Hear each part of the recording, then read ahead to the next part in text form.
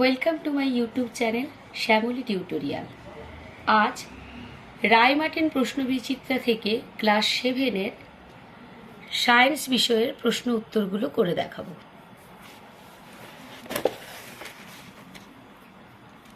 প্রথম স্কুল রয়েছে Lake Town government sponsored girls high school, physical সায়েন্সের।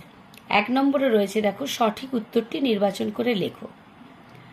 সেলসিয়াস ও ফারেনহাইট স্কেলে বরফের গলনাঙ্ক যথাক্রমে, উত্তরটি হবে ডি 0 ডিগ্রি ও 32 ডিগ্রি, অর্থাৎ সেলসিয়াস স্কেলে 0 ডিগ্রি সেন্টিগ্রেড আর ফারেনহাইট স্কেলে 32 ডিগ্রি ফারেনহাইট।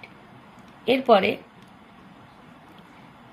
জেটেন প্লাস CuSO4 থেকে হয়েছে জেটেন SO4 প্লাস Cu। এই বিক্রিয়াটি কি ধরনের বিক্রিয়া? এই বিক্রিয়াটি প্রতিস্থাপন বিক্রিয়া, অর্থাৎ হবে ডি। এটি তোমাদের 99 পেজে রয়েছে। দেখো 99 পেজে রয়েছে। এখানে এই যে প্রতিস্থাপন বিক্রিয়া কাকে বলে পড়লে তবেই বুঝতে পারবে এটা কেন প্রতিস্থাপন বিক্রিয়া হয়েছে। যেখানে একটা মৌল অন্য মৌলের যৌগ থেকে তাকে মৌল আকারে সরিয়ে নিজে যৌগে পরিণত হয় তাকে প্রতিস্থাপন বিক্রিয়া বলে। এখানে দেখো জিঙ্ক মৌল অবস্থা থেকে ক্লোরাইড যৌগ উৎপন্ন করেছে আর কপার তার যৌগ থেকে মৌলে পরিণত হয়েছে, তাই এটি প্রতিস্থাপন বিক্রিয়া। পরের কোশ্চেন, লিন তাপ পদার্থের উষ্ণতা বাড়ায় নাকি উষ্ণতা কমায় নাকি অবস্থান্তর ঘটায়? উত্তর হবে অবস্থান্তর ঘটায়, সি।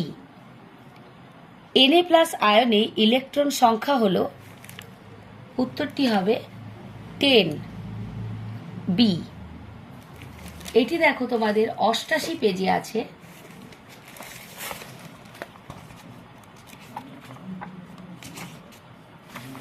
এই দেখো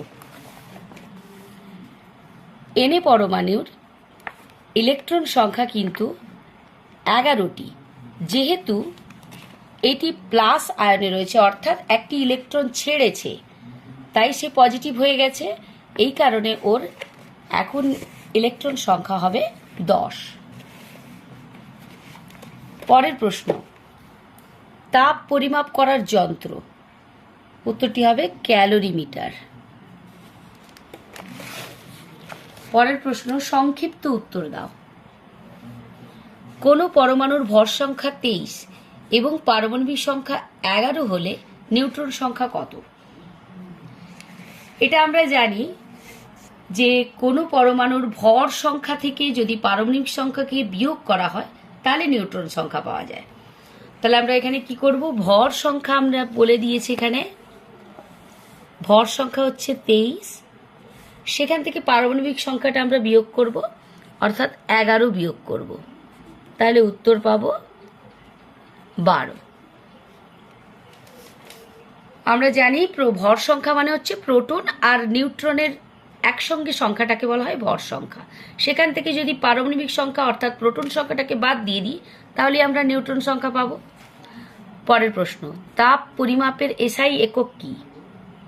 তাপ পরিমাপের SI একক হলো জুল।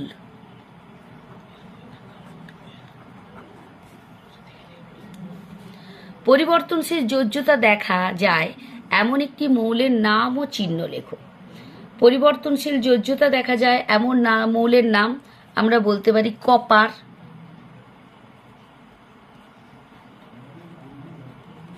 আর এর চিহ্নটি হচ্ছে Cu। এছাড়া আমরা আয়রনও বলতে পারি, যেটার চিহ্ন হবে Fe। পরের প্রশ্ন, 10 গ্রাম বরফকে 10 গ্রাম জলে পরিণত করতে কত পরিমাণ তাপের প্রয়োজন? আমরা জানি, দেখো এখানে অঙ্কটা আমি করে দিয়েছি। 1 গ্রাম বরফকে 1 গ্রাম জলে পরিণত করতে 80 ক্যালোরি তাপ লাগে। তাহলে 10 গ্রাম বরফকে 10 গ্রাম জলে পরিণত করতে কত তাপ লাগবে? তাপ লাগবে 80 গুণিতক 10, মানে 800 ক্যালোরি তাপ লাগবে। তাহলে এখানে উত্তরটা হবে 800 ক্যালোরি।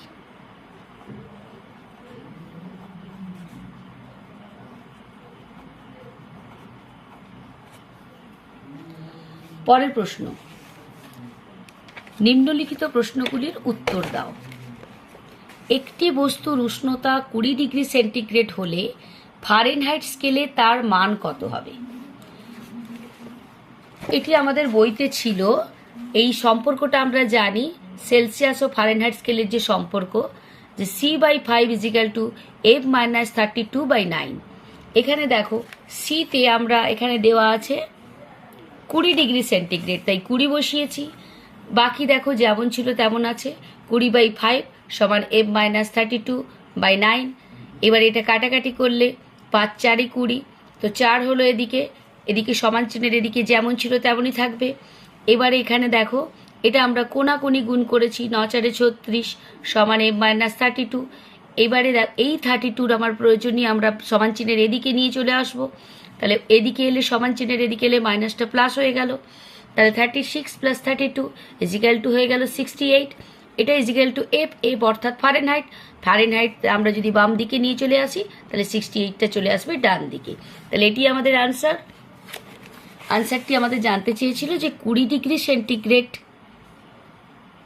কোনো বস্তুর উষ্ণতা হলে ফারেনহাইট স্কেলে তার মান কত হবে। তাহলে আমরা উত্তরটা পেলাম, তার মান হবে 68 ডিগ্রি ফারেনহাইট।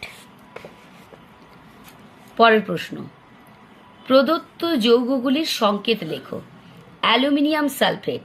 অ্যালুমিনিয়াম সালফেটের সংকেত আমরা জানি Al2SO4 আর সোডিয়াম নাইট্রেটের সংকেত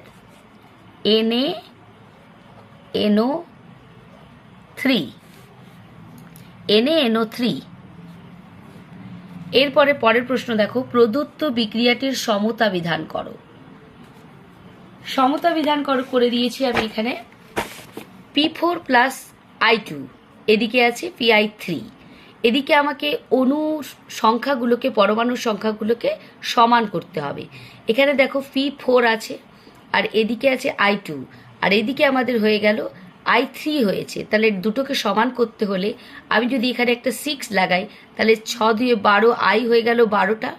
তাহলে আমাকে এখানেও 12 করতে হবে আইটা, সেই জন্য আমি সামনে একটা 4 বসালাম। তাহলে 4 × 3 = 12 হয়ে গেল। আর এখানে আমার পি শুধুমাত্র পিচ একটা ছিল, এখানে ছিল 4টে, তাহলে যেহেতু আমি 4 বসিয়েছি এটার সংখ্যাও 4 হয়ে গেল, তাহলে আমার সমতা বিধান হয়ে গেল। তাহলে এইভাবে লিখবো P4 + 6I2 = 4Pi3। পরের প্রশ্ন আছে, মাটির কলসিতে জল ঠান্ডা থাকে কেন? উত্তরটি আমি এভাবে লিখে দিয়েছি। মাটির কলসিতে জল ঠান্ডা থাকে এর কারণ হলো মাটির কলসির গায়ে অসংখ্য ক্ষুদ্র ক্ষুদ্র ছিদ্র থাকে। সামান্য পরিমাণ জল ওই ছিদ্র পথে কলসির বাইরে বেরিয়ে আসে এবং বাষ্পীভূত হয়। এই বাষ্পীভবনের জন্য প্রয়োজনীয় লিন তাপ কলসি ও কলসির জল থেকে গৃহীত হয়, ফলে কলসি ও কলসির জল তাপ হারিয়ে ঠান্ডা হয়ে পড়ে।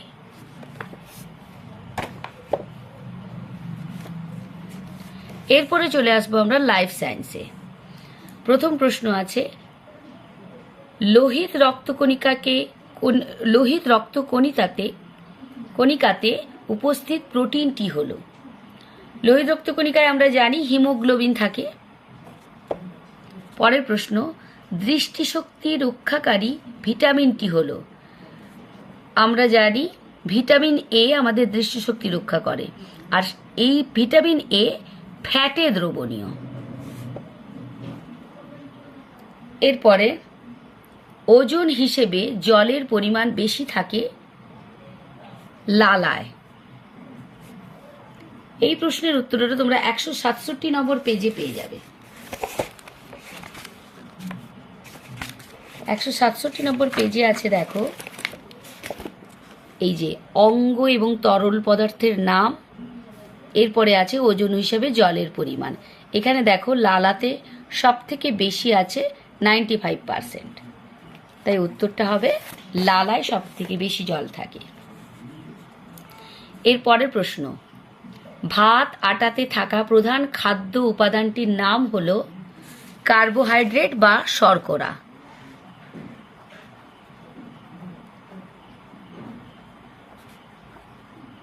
কার্বোহাইড্রেট অথবা শর্করা লিখতে পারো, যে কোনো একটা লিখলেই হবে। ম্যারাসমাস রোগটি হল প্রোটিন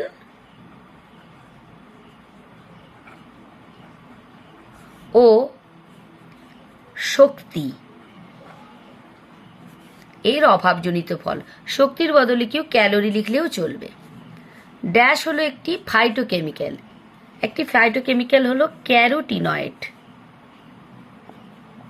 ক্যারোটিনয়েড।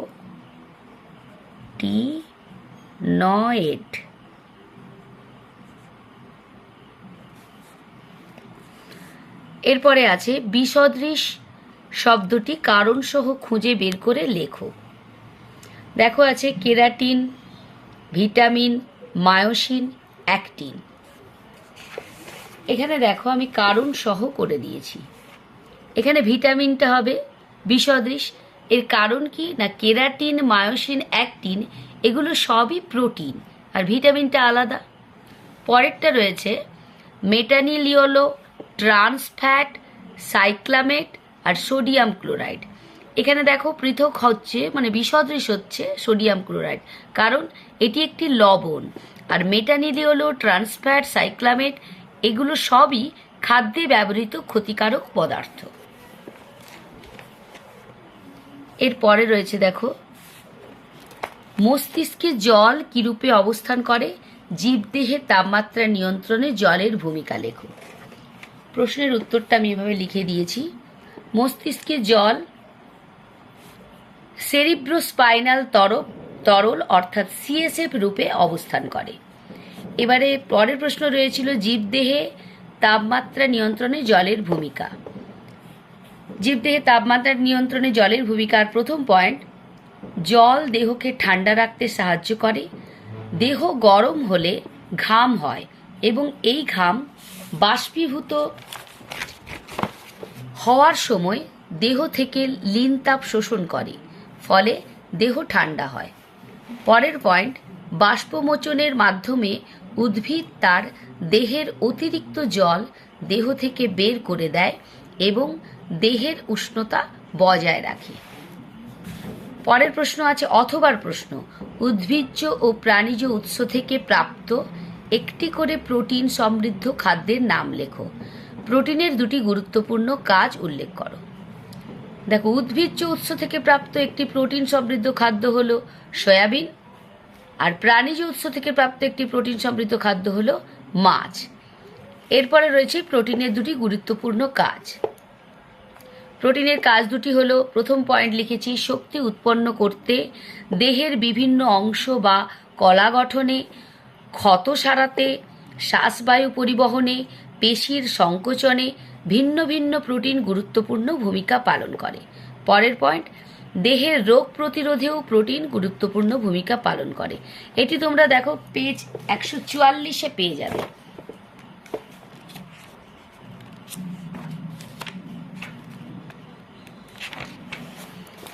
এই যে দেখো,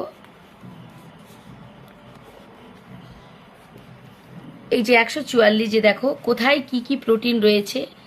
চুল নখে কেরাটিন রয়েছে, পেশিতে অ্যাক্টিন, মায়োসিন, লোহিত রক্তকণিকায় হিমোগ্লোবিন, রক্তের প্লাজমায় রয়েছে গ্লোবিউলিন, ফাইব্রিনোজেন, অস্থি, টেন্ডন, লিগামেন্টে রয়েছে কোলাজেন। এই যে দেখো এদের কাজগুলো এখানে দেওয়া আছে। এই যে শক্তি উৎপন্ন করতে, এখান থেকে একদম প্রোটিনের কাজটা এখানে এত দূর পর্যন্ত, এটি আমি একটু পয়েন্ট করে লিখিয়ে দিয়েছি। পরের প্রশ্ন রয়েছে সালোক সংশ্লেষ কাকে বলে। বিএমআই বা দেহভর সূচকের সূত্রটি লেখো। কোনো ব্যক্তির স্বাভাবিক বিএমআই এর মান কত। তাহলে সালোক সংশ্লেষ কাকে বলে লিখিয়ে দিয়েছি। দেখো সূর্যালোকের উপস্থিতিতে উদ্ভিদের ক্লোরোফিল কণাযুক্ত সবুজ অঙ্গে মাটি থেকে শোষিত জল আর পরিবেশ থেকে গৃহীত কার্বন ডাই অক্সাইডের সাহায্যে যে জৈব রাসায়নিক পদ্ধতিতে শর্করা জাতীয় খাদ্য আর অক্সিজেন উৎপন্ন হয় তাকে সালোক সংশ্লেষ বলে। এরপরে বিএমআই বা দেহভর সূচকের সূত্রটি এই যে লিখে দিয়েছি, বিএমআই ইজিক্যাল টু ওজন ব্র্যাকেটে কেজি লিখবে বাই উচ্চতার স্কোয়ার, এটাকে মিটারে লিখতে হয়।